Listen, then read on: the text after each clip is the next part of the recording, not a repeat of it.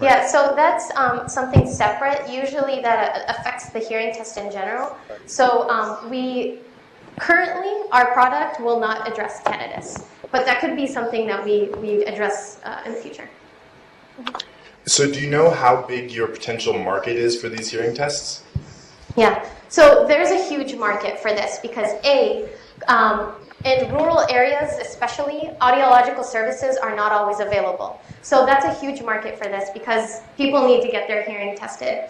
Additionally, there's a specific chemotherapy drug that's used on patients, and this drug causes hearing loss. And physicians actually don't know at what point in the dosing does this cause hearing loss. And so we spoke to a medical oncologist that's actually very interested in implementing this because he would be able to track his patient's hearing across time. And once he sees any small indication of hearing loss, he can switch to another chemotherapy drug that's not traditionally used initially because it's more expensive. Who will pay for this? It's a good question. So we're currently targeting large institutions, for instance, like Mayo Clinic or other hospitals, that would be able to purchase the noise-canceling headphones and the app to use it in their family practice or pediatrics. So right now we're thinking that it would be the institution, or we could possibly talk to insurance companies about covering this. And then what would their incentive be to pay for this, given the current environment of, cost-cutting measures that are needed to be implemented? So right now, we believe that this will really bring access to hearing loss screening because just thinking about what an audiologist or audiological service would cost to bring more in just to provide this annual screening, this would actually save money for a hospital rather than having to bring in multiple audiological specialists. Why not start selling this now in the App Store, advice only, not a diagnosis, for like $5 per download? So that's really an interest. We're pretty sure so we're working with our regulatory specialists here. We do know that our device is not significant risk, so we can move forward with FDA approval and all the impediments very quickly. And I think we also got an IB approval, so that can make our application, in the App Store really strong and different from all the others out there. I don't know if you also want to. Yeah, I think that, we talked earlier today about how you guys are making it so you can just download a professional grade, hearing test and run it on yourself. And so I think that your market is much, much bigger than, clinics and so I think that you really need to think about your go-to-market strategy because you have the advantage of having an app store that's out there that has billion of people connected to it, and some of them are going to want to test their hearing. So I think that your app can stand out in a busy app store because you are Mayo Clinic researchers and you are experts at this, and you do have IRB approval. But I think that that should not make you shy away from the mass market. It should make you embrace it, and it will make you succeed in it as well. Thank you. Thank you. Thanks for coming.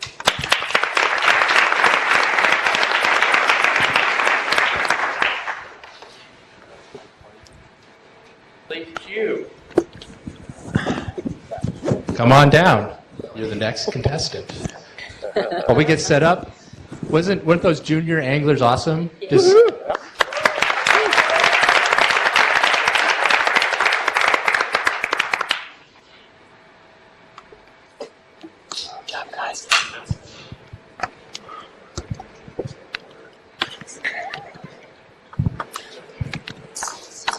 anytime you're ready. move it up. Say something. Hello. Higher. Turn it on. You have to turn it on. To turn it on. Oh, make sure it's on. Hold it up to your mouth once you say something. Yeah, it's not on. Give them the regular mic. Just go with this. We're too complicated. Tried and true. Tried and true. Hello. All right. Hey everyone, my name is Carl and I'm a co-founder of SlateQ. We're an online marketplace where scientists can buy and sell research writing skills from other scientists. Imagine the Airbnb of research writing skills. So I've been in scientific research for 8 years, and as a graduate student, trying to write multiple papers at the same time I wanted expert feedback on my writing style and syntax. So I looked around at author services companies, and I was pretty dissatisfied. Not only was it impossible to be matched up with somebody who knew anything about my field, but the prices were anywhere from steep to ridiculous, upwards of $1,000 a paper. And a lot of other scientists have been in the same boat. In 2015 alone, 7.4 million non-native English-speaking scientific researchers pumped out 1.5 million research papers. And the majority of those research papers are targeted towards high-impact target journals that are published in US or UK English, so you can see on the right. Now, that means that most researchers globally encounter a language barrier when they're trying to publish their work. And in order to help them get over that barrier, the author services market exists. And this is a $500 million industry in the United States every year. Unfortunately, as with my experience, the lack of depth of knowledge and the high cost results in a failure to meet the needs of active scientists trying to publish in highly technical fields. We never needed full-time teams of scientific writers who don't know the first thing about the research papers that they're trying to edit. What we needed was a marketplace where active scientists could sell their research skills to other active scientists. So, my co-founders and I created SlateQ. We're redesigning the delivery of author services by employing a distributed economy model. We give our customers their choice of editors. We only allow active scientists to edit papers. And all of the interactions between clients are hosted online and in real time. By doing this, we're able to beat our competitors' costs by 1/2 to 1/10. Not to mention the legitimate expertise that we're able to deliver to all of our customers. We're SlateQ, and we're the marketplace for writing and editing skills. Our mission is to push science forward by helping great researchers become more published and more read. If you're interested, come find me after the talk. Thank you.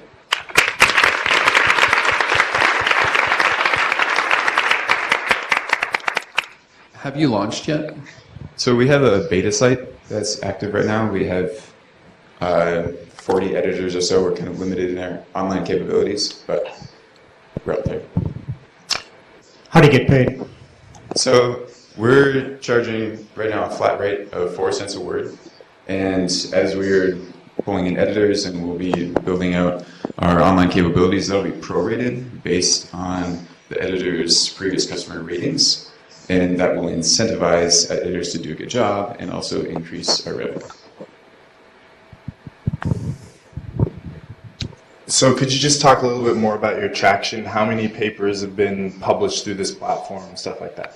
We haven't done any yet. We have a lot of editors that are really interested, and we just started trying to target major R1 universities and hoping to get in touch with our customer bases. So what's your plan for finding those customers? Right now, going to vendor fairs and trying to market in scientific journals. Yeah. Why don't you just put up some AdWords campaigns or targeted Facebook tomorrow for people Googling or searching for help writing thesis? Yeah, that's something we've talked about a lot, but I don't know, people suck at online marketing campaigns, I guess, so we're not too confident that's the right strategy. Do you vet your editors at all? How are they? We do, yeah. Okay. So What's the process? yeah, so in order to be an editor, you have to either hold a doctorate degree, you have to have a publication that's in, you have to have your name on a publication that's in a citable and peer-reviewed journal, or you have to be an upper-level student in a doctoral program. So why limit the editors to only be active scientists? I mean, that's kind of hard to sometimes nail down. And also, another fertile area for targeting is our grants, grant writing. Yeah, absolutely. We've gotten that comment a lot about grants, and it's something that we're really interested in expanding into. The reason that we want to have active scientists is because the goal is to match you as a customer with somebody who is current in the scientific literature and kind of knows how the papers are being published and where they're going and how they're being written. So that kind of fluency is really the expertise they're trying to deliver.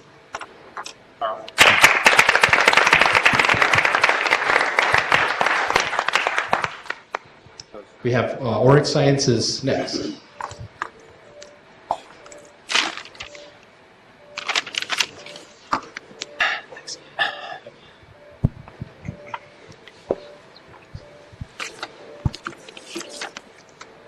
Hi, my name is Luke Hepner, and I'm one of the co-founders of Oryx Sciences. We have developed a nanotech-based skin therapy solution. As you can see from my pale complexion, I burn easily. This was about 10 years ago. I went on a trip to Hawaii and I went snorkeling. I even remembered to apply sunscreen, but I was alone and I couldn't apply it to my back myself. About an hour or two later, I got done snorkeling, felt sick, and had a blistering sunburn on my back that was quite severe. Severe enough the whole 9-hour plane ride home, I was like this because I couldn't lean back. So if we had developed afterburn technology about 10 years ago, this would have really helped me. So afterburn is a topical cream that can be applied post-sunburn to relieve the painful and red effects of sunburn. Shown here is the effects of afterburn in sunburned mouse skin. So at RX Sciences, we have developed a nanotech drug delivery platform that can be applied to a variety of skin health issues. A variety of business opportunities exist in the skincare field. So each year, Americans spend over $6 billion for psoriasis treatments that are ineffective. They spend over $2 billion on ageless skin, and radiation dermatitis results in over $1 billion spent each year by Americans. We aim to enter these markets as well as the skin care prevention and sunburn markets, which are newer than the first three.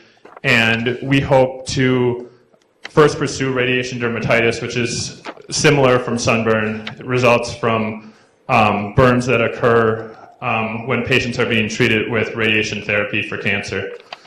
We have assembled a team of world-class skin researchers, and last summer we went through the Lean Launchpad startup program to iterate our idea and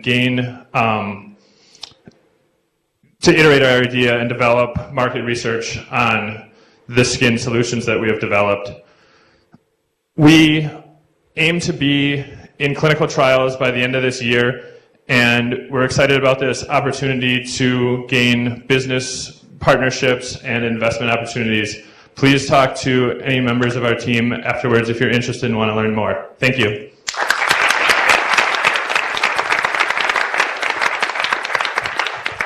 Hi, Luke. Hi, Dan. Good to see you again. You too. As a fellow redhead, I'm certainly interested in your technology. Since your Launchpad experience, tell this group a little bit about defining what the cost of your product is and how the market might react to that cost. So I think one of the greatest challenges in the cost of our product is scaling so that we can make this large enough so that we can market it.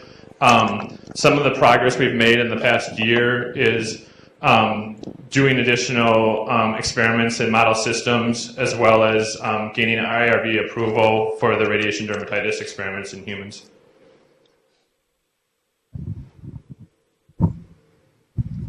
In a 10-second nutshell, what exactly is the mechanism of action of the compound that's in afterburn? So we're using nanotechnology to improve the delivery and activity of molecular targeted therapies to the skin. But do you come up with those therapies, or are you only the delivery vehicle?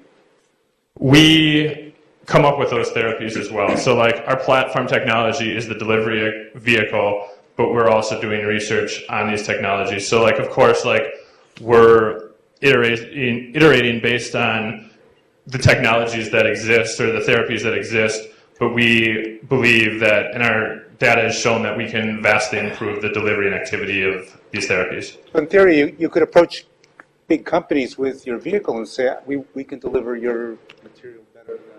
Right, exactly. We can go to them and say, we can make what you do better.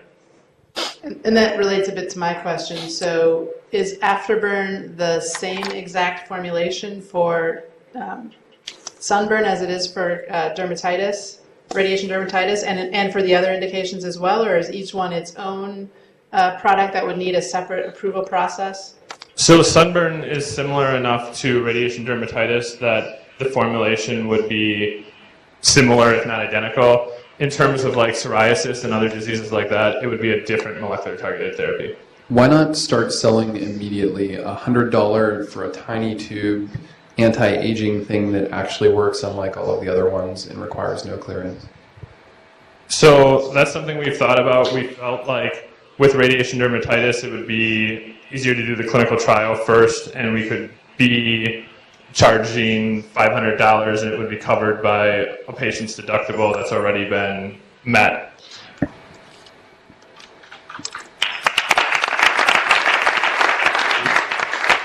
Okay, Genome Collective, we actually don't have your talk. Can you get it down? Alan, can you, for Legion, can we just do a swap when we get Genome Collectives loaded? Alan, are you ready? All right.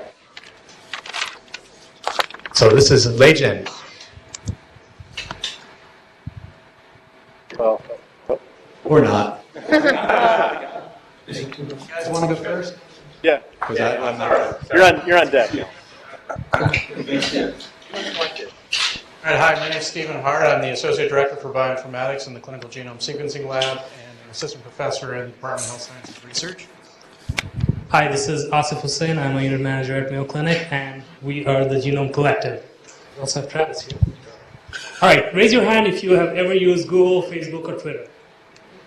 Yeah, that's what we expected, and we have some bad news for you. You've been ripped off. Every day, these companies collect your personal information and sell it at a premium without you, the consumer, even knowing about this. And guess what? So most of this information is probably you think benign. Your Google searches, your Facebook shares, and your shopping habits. But the same exact thing happens with research and clinical data. These companies do the exact same thing. You send in your genome material with some of your information, they run some experiments, and turn around and sell your personal information at a premium to third-party companies. And what gets us really fired up is now these companies are actually sharing any of this profit with you, the consumer. I mean, if you think about it, it's your data, you're putting in the time and effort to building this collection. And that's why we built the Genome Collective, a medical data brokerage firm specializing in genomics and electronic healthcare record data surveys. We believe that the data belongs to the participant, you, and not some monolithic institution. And if people are buying data for a premium, shouldn't you be able to sell it? We think so, and we want to facilitate that relationship. So what does that actually mean if the data is yours? Well, if you can sell the data at a cost smaller than what it takes to actually generate it, you can make a profit. And if you want to think about it in terms of genetic sequencing, in our genetics lab, we have single gene tests that cost on the order of $4,000 a piece for maybe one gene. We can do the entire genome at a fraction of that. Plus, we also give you the opportunity to navigate through your genome itself and find out other interesting facets that you otherwise would not have been able to recognize, like your ancestry or other clinically relevant pieces of information that may not have been available otherwise. We actually want to do this because we want to empower you, the participants, the consumers, to actually drive forward the field of personalized medicine. So hopefully together we can stop ripping each other off and start working together collectively. Thank you.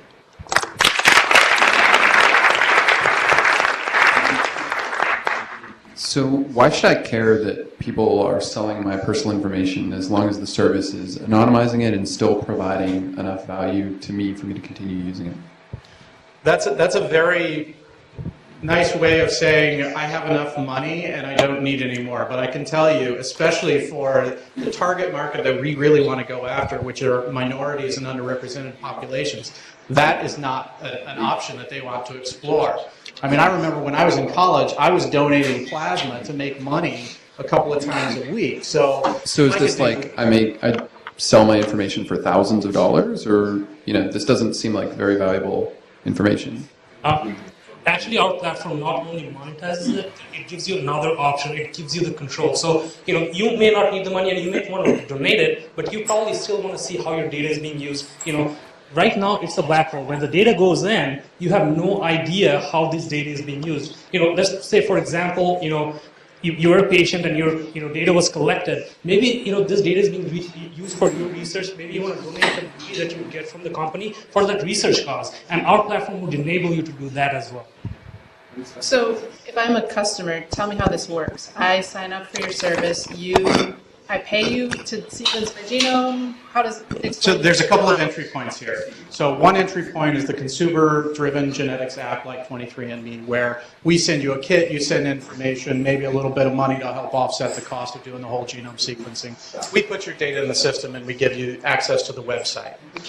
Then consumers or the companies will actually come in and try and buy different cohorts. And so they'll have to submit an IRB-approved protocol that says, this is what I want to do with your data. Do you agree or disagree? If you agree, then I'll cut you a check.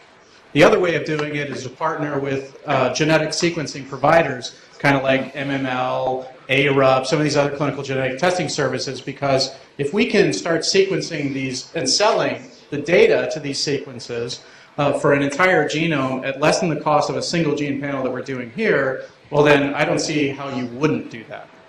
Are these potential buyers of this data already getting the milk for free? A lot of times they do get it for free. So if you think about the government repository dbGaP, so anytime you're using NIH-funded money for genetic studies, you're supposed to deposit your information in there. However, they deposit the very minimal information so that you don't get as much value out of it, and that's what we want to change. So just in follow-up to my question, so you've got somebody who's got an IRB-approved protocol, comes in for a specific cohort, then you're then giving some of that revenue that they've paid, the Genome Collective, back to the participants in the cohort? That's right. They get a percentage of revenue based off every time their data gets sold. It goes into the queue, and every year they get a dividend based on the number of sales that that particular individual has contributed to. Thanks, guys. That was awesome.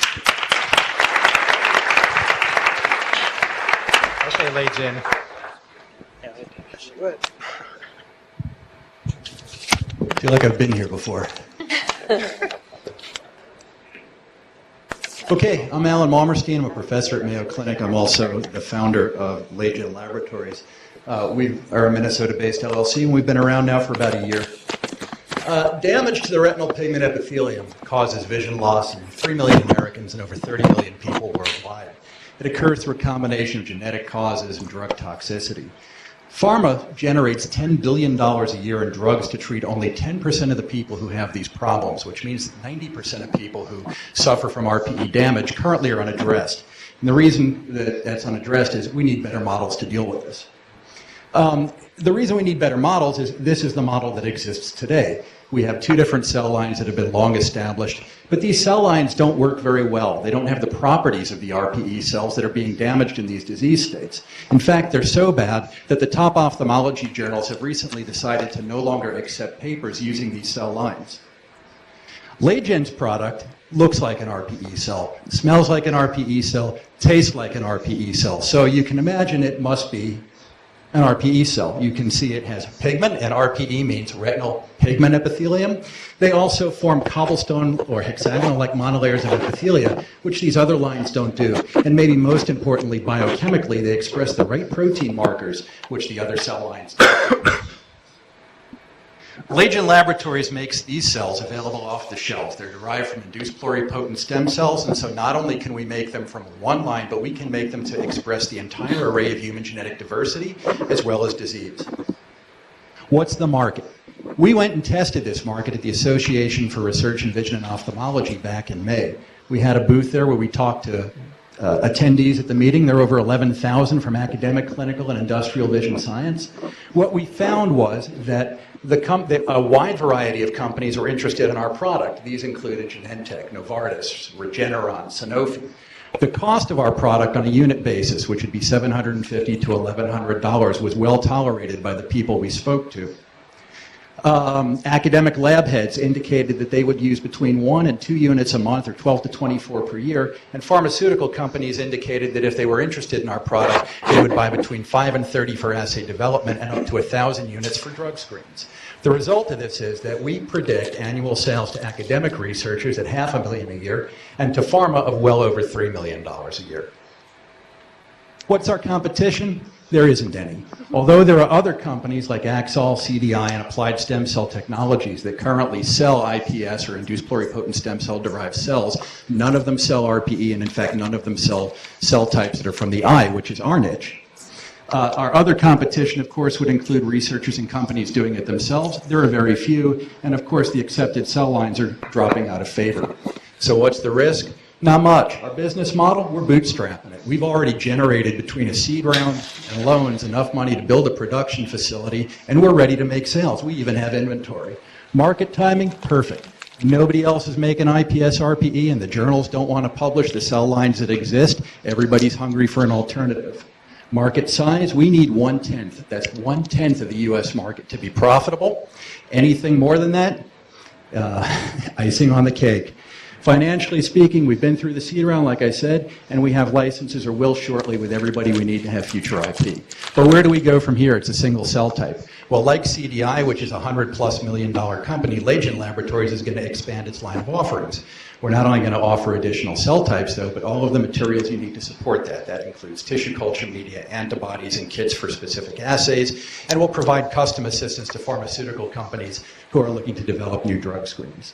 Last, we're interested in entering the cell therapy market. Our production line will allow us to set up the GMP line we need to get into cell therapy, and these cells are already being tested for treatment of dry AMD. Questions?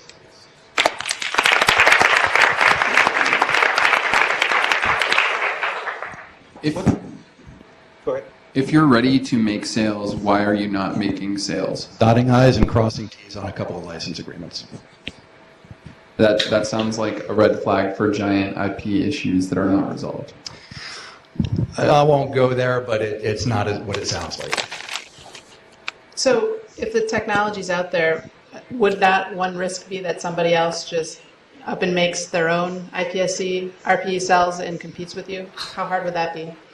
It takes a long time and a lot of work to do it. One of the things that we've done is optimize for commercial scaling, which nobody else really has done. My knowledge of what's going on in this field is the reason it hasn't entered the marketplace is our proprietary technology that allows us to scale growth of the cells commercially where others don't. Is this more of an art and not patent protected? Absolutely.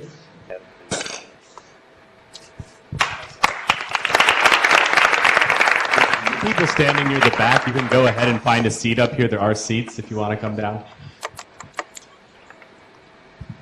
Next up, we have ambient clinical analytics. All right.